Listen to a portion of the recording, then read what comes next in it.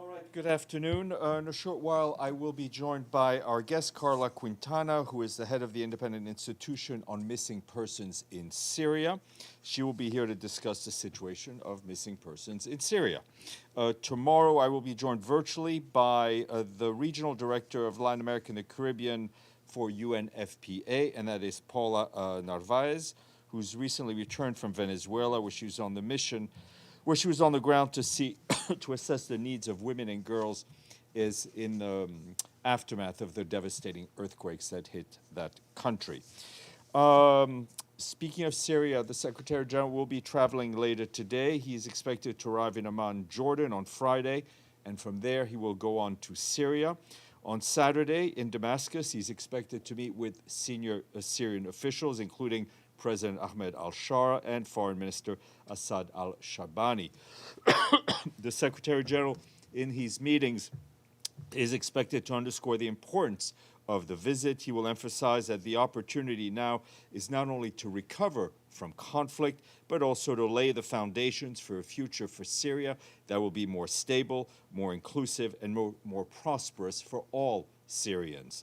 He will reaffirm the role of the United Nations is to accompany and support the Syrian people on this journey. Just to give you a quick overview of his program, during the weekend, beyond the meetings I've just told you about, the Secretary General will undertake field visits, including one to our UN peacekeeping mission, UNDOF. He will also be meeting with women's groups, representatives of civil society, and diverse communities. On Monday, the Secretary General is scheduled to address the new People's Assembly of the Syrian Arab Republic. And ahead of his departure, he'll be having a press conference with your colleagues who are in Damascus. And as you know, the Secretary General will be making his way to Cyprus following the visit to Syria. And meanwhile, before leaving this morning, he was in the Security Council, where he spoke at a meeting marking 1 year since the adoption of Resolution 2788 on the peaceful settlement of disputes.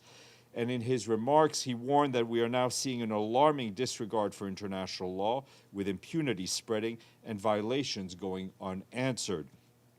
The Secretary General warned that the situation in the Middle East is teetering on the edge of the unimaginable, with the region being pulled into an ever-widening circle of confrontation. It is time to step back, he said. Attacks on civilian infrastructure are unacceptable. There is no military solution to the conflict, he reaffirmed.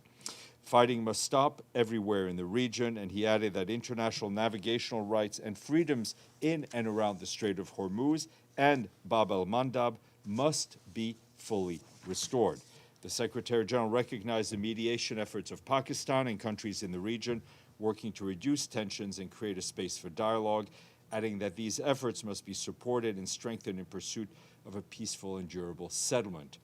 Regarding Gaza, he warned that despite life-saving impact of humanitarian aid, the number of those facing high level of food insecurity is expected to rise in the coming months to 1.4 million people, roughly 70% of the population. This is the bitter toll of restrictions on aid access and continuing violence, he asserted. The Secretary General pointed to priorities for bolstering collective mechanisms to settle disputes peacefully, including strengthening the Secretariat's good offices and mediation support, fully using regional officers and envoys, and having the Security Council act decisively while engaging more regularly in fact-finding. Thank you. And just to continue on that region in the Middle East, the humanitarian consequences of the latest escalation, including in and around Bab el-Mandab Strait and the Strait of Hormuz, are continuing to grow. The escalation threatens to further disrupt maritime trade, flights, border crossings, and regional supply chains on which millions of people rely on. Any further disruption could drive up humanitarian needs and costs at a time when aid operations are already underfunded and already overstretched. And we, of course, continue to follow the situation closely and stand ready to provide humanitarian support as needed. The widening impact of the escalation is putting more civilians at risk. As the Secretary General said, we call on all parties to respect international humanitarian law, protect civilians and civilian objects, and avoid disrupting the essential services on which civilians rely. And further to what the Secretary General said about hunger in Gaza, I can tell you that the latest integrated food security phase classification report released just today said that while access to Gaza has improved, only one crossing, the Karim Shalom Abu Salam crossing in the south of Gaza, remains open, which obviously limits the flow of essential goods into Gaza. The report issued by the FAO, UNICEF, and the World Food Program says an estimated 1.4 million people, about 67% of Gaza's population, are currently experiencing crisis or worse levels of acute food insecurity, that is IPC Phase 3 and above. This is a decrease from 1.6 million people, or 77% of the population, at the end of 2025. An estimated 212,000 people remain in emergency conditions, that's IPC Phase 4, many of them living in areas near the Israeli military-controlled line where access to humanitarian aid and services remains particularly challenging for us and others. The report adds that the four governorates, North Gaza, Gaza, Deir al-Balah, and Khan Yunis, are expected to face alert levels of malnutrition, that is IPC Phase 2.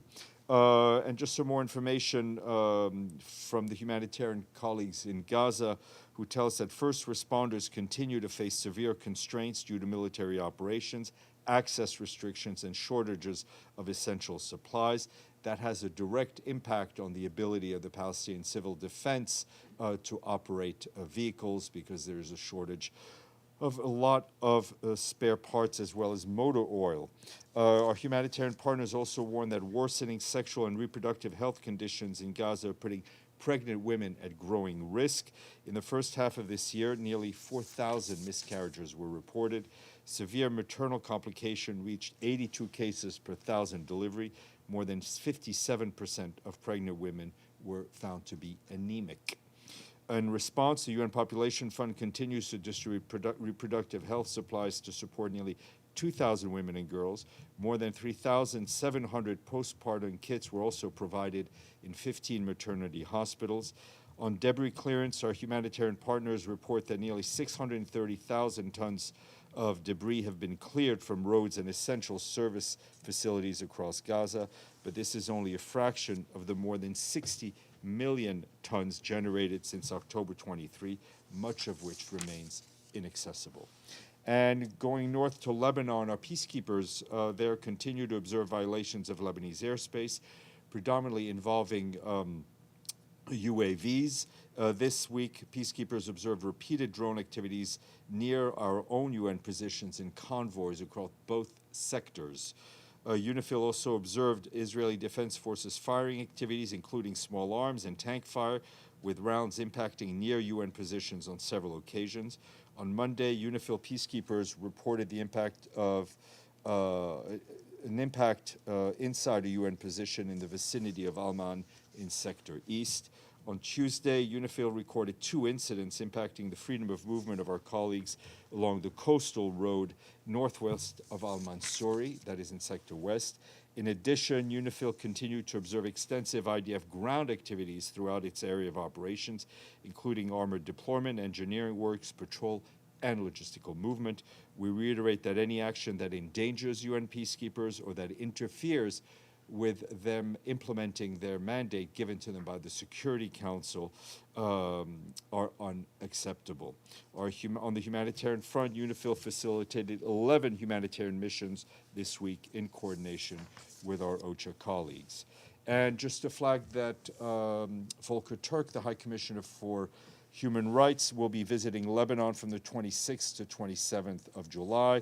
He'll be meeting with the President, Joseph Aoun, with the Prime Minister, Nawaf Salam, and the President of the National Assembly, Nabi Berri, and many others. And he will also obviously meet with civil society, diplomats, and our own colleagues. More information from our Human Rights Office. Turning to Sudan, the Office of the Coordination of Humanitarian Affairs says during the first 6 months of this year, we and our partners reached about 11 million men, women, and children across Sudan with at least one form of assistance. However, only 1.7 million people received assistance across multiple sectors: health, education, protection, food security, and other forms of support. The main obstacle is funding, not surprisingly, which continues to leave critical gaps in the humanitarian response. This year's humanitarian appeal for Sudan is only about 39% funded.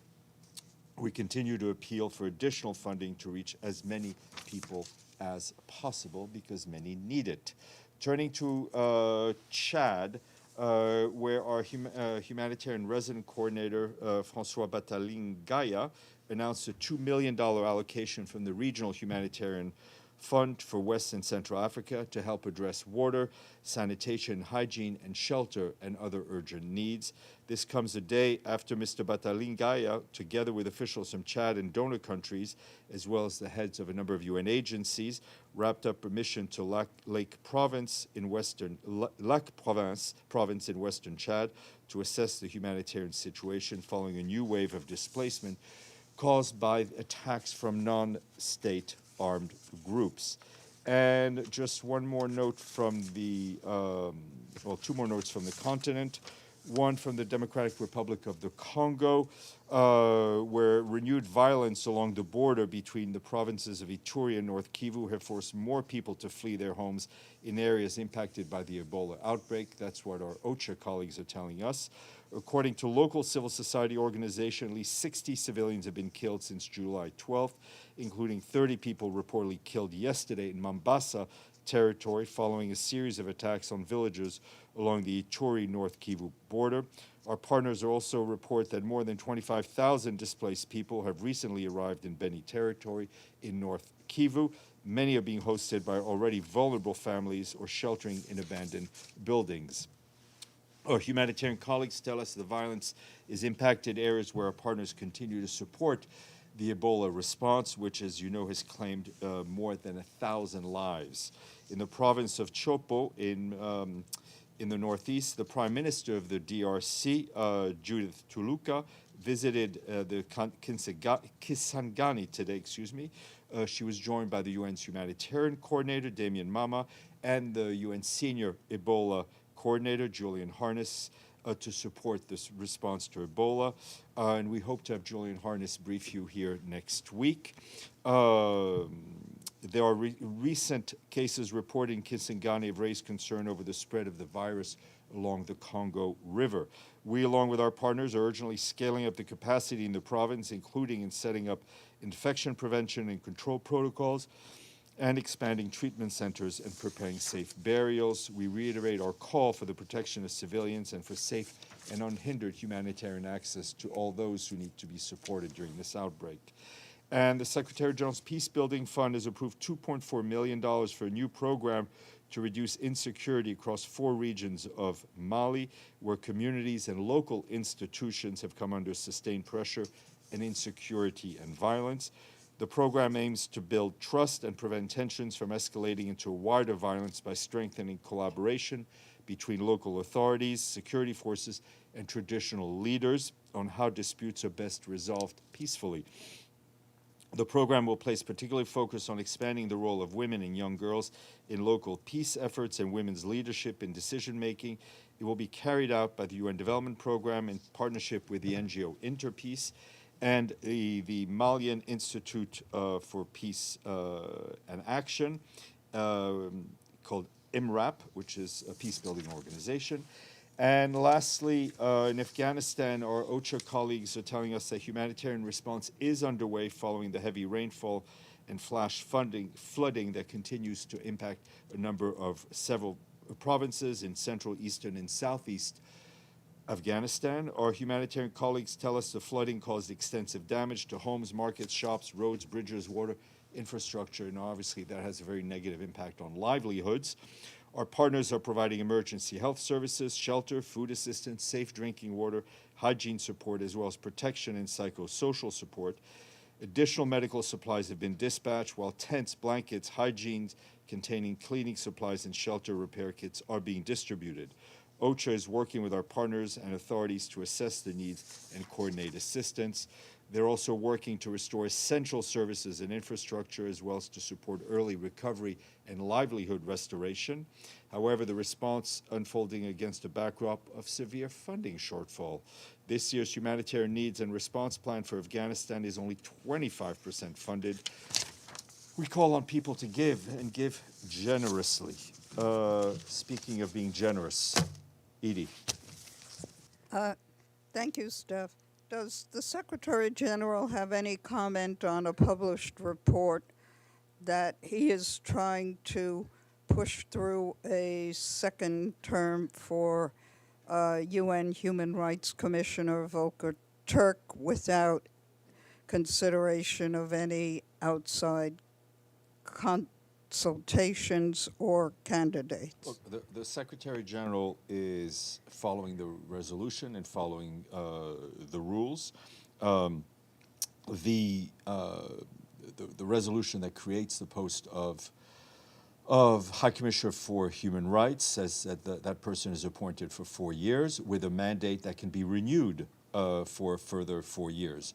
Consultations have been had with member states. There is now a process that will go underway in the General Assembly, and I can tell you everything is being done above board and in a very transparent manner and in accordance with established rules and regulations. And I will add, of course, that the Secretary General has very much appreciated the work that Volker Turk has done in his term as High Commissioner for Human Rights. Namo. Thank you, Stéphane. A few questions on Secretary General's upcoming visit to Syria. Do we know if he will meet with the commander of the Syrian Democratic Forces, Mazloum Abdi? I think we will have more clarity on who he's meeting once he's met them. The program is still being established. It is the Secretary General's intention to meet with as wide of a variety of Syrian voices as possible in the short amount of time that he will be in Damascus and in the Damascus area. And will he be just in Damascus or travel to the predominantly Kurdish region So as well? the plan is to stay in Damascus, in the greater Damascus area, except for that field trip to the Undaf base. Just one last question. One significant issue in Syria now is raised by the Kurds about the right to mother tongue education.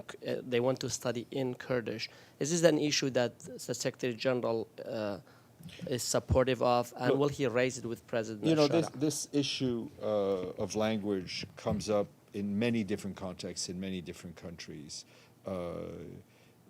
We strongly believe in the importance of linguistic diversity.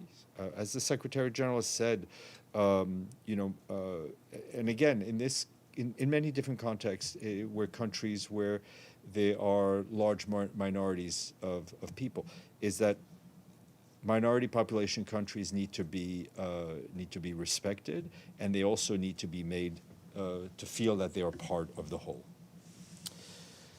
Okay, Lenka, I see your yellow hand up there. Yes, thank you so much, Stéphane. If I may, please, the Ukraine's new commander-in-chief, Dujarric, said in a recent interview that the Russian nation has no right to exist, this is quote-unquote, and described the population of Donbass as consisting of criminal elements.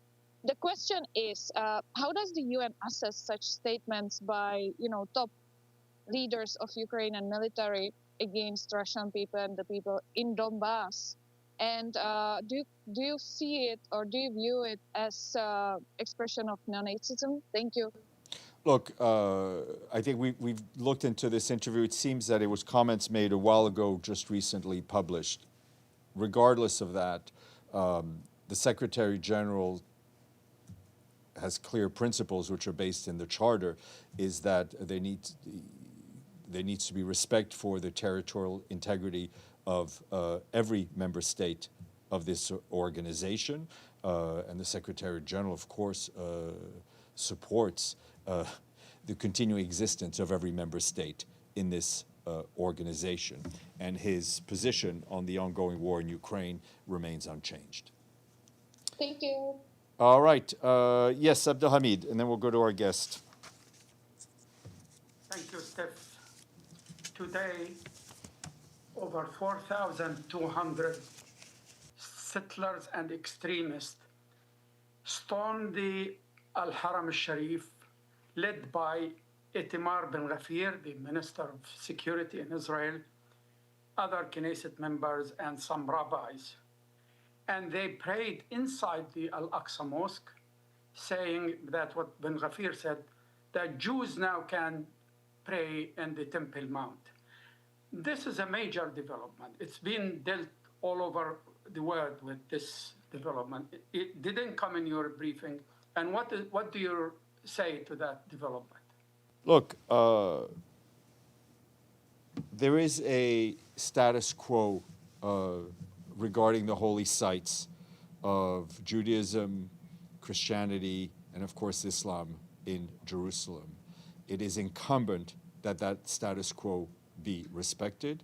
It is incumbent on the Israeli authorities to ensure that it is respected and that the faithful of all religions are able to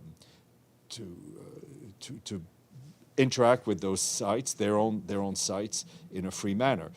These sorts of activities that we saw today are very dangerous for that status quo.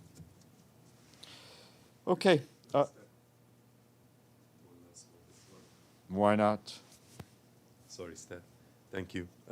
Can you share anything with us about the meeting between the Secretary General today and the Secretary General of the GCC? I don't have many details, but obviously the Secretary General feels that the GCC is a critical regional organization. And as you know, the Secretary General has always felt that the work of the UN needs to rely on regional organization. I know he very much appreciated his conversation with the head of the GCC. All right, I will get our guest, who hopefully is back here.